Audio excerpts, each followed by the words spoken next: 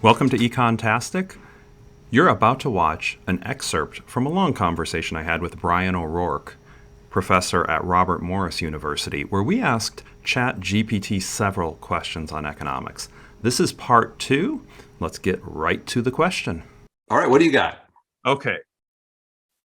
I will go to, how much do firms discriminate based on gender and race? Ooh, you're going for the emotional. We're going to see. I want to see what it says. I almost entered it into the chat for in an economics happy hour that has not yet been out at the time that we're talking, Brian. Jadrian asked what some of my favorite topics to cover. And I actually really enjoy talking poverty, inequality, and discrimination. Not because they're happy topics. Well, of course, yeah. But I think the insights economics can provide on them is really fascinating. And so I enjoy that. So I'm going to copy paste and put it into the chat for us. So start the first two paragraphs. Firms can discriminate against individuals based on gender and race, but the extent to which this occurs varies across different contexts and industries.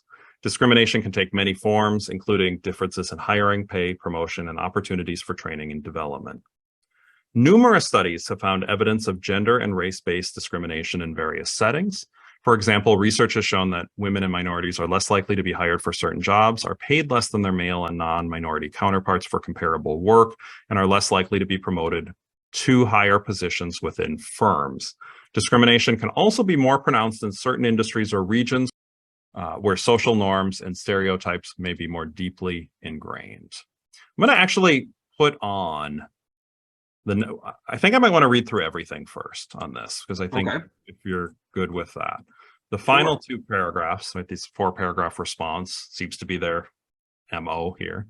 One challenge in studying discrimination is that it can be difficult to disentangle the effects of discrimination from other factors that may contribute to differences in outcomes, such as differences in education or experience.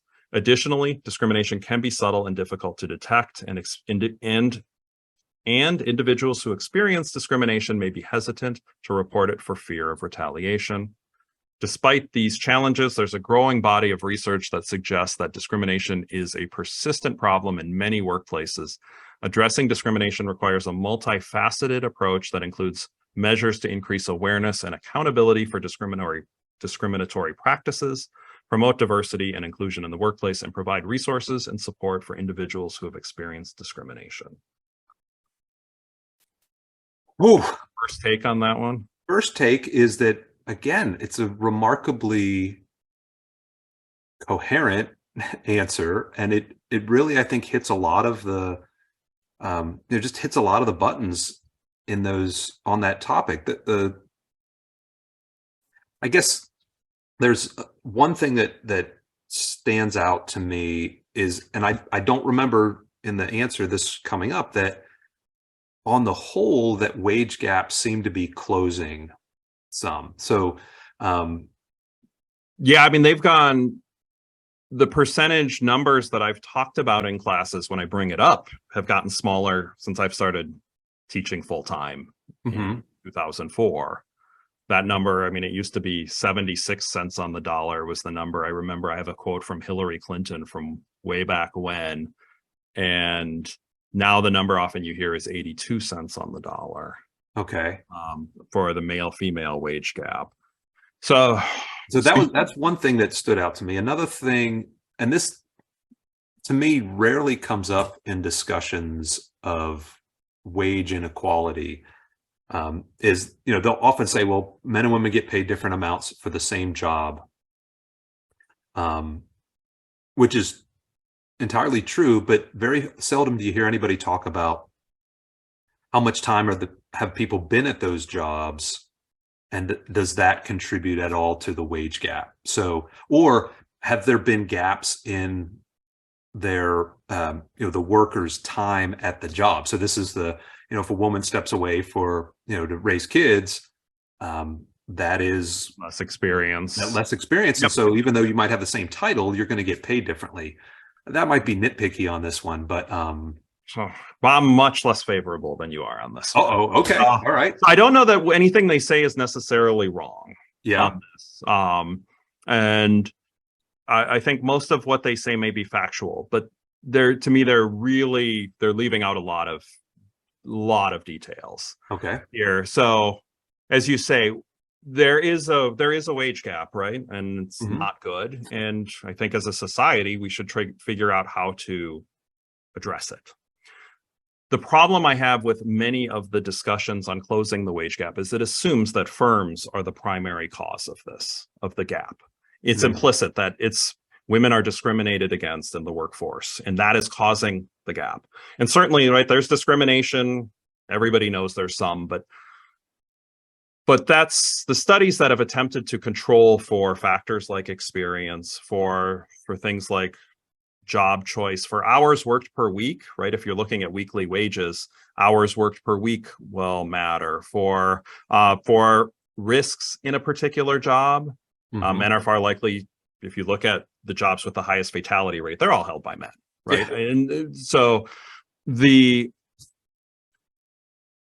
once you start to look at those factors, it cuts the wage gap down to maybe not nothing, but very, very close to zero.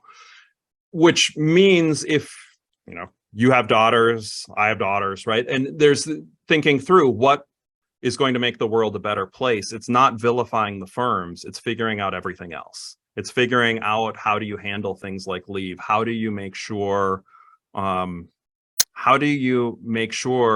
not going to have some idiot in a school system say, oh, math is men's work, not women's work, right? I mean, which was kind of a thought by many people throughout history, and certainly some people would still say that today.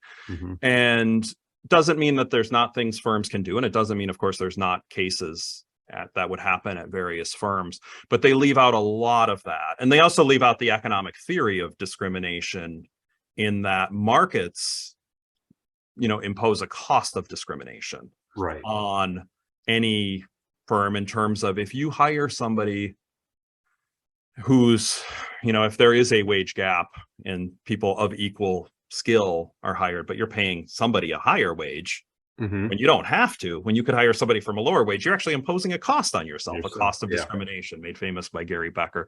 And they ignore all of that in here. And the other part that I like about markets, which they leave out, is because of that cost of discrimination, marketplaces will do a good job of putting out, making sure for equal contributions to output that people of different backgrounds are going to be paid the same, because a firm can come in and exploit the wage gap, but by exploiting the gap, demand will increase for the affected workers, essentially eradicating the wage gap at the same time. So I found this answer quite lacking. Once again, it might depend on the grade level. Yeah. Well, I will agree with you that there are a lot of sort of pat answers that are part of this response. It's a lot of what you would expect to hear from someone who hasn't studied it carefully. I would agree with that.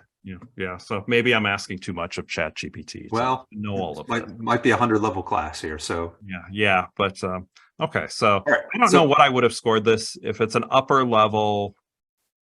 I don't know. It's probably passing, but yeah. I mean, I think I would.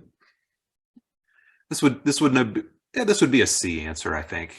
And now, my grading is more traditional, I think, in terms of what is a C worth? It's average. It's an average answer. Yeah.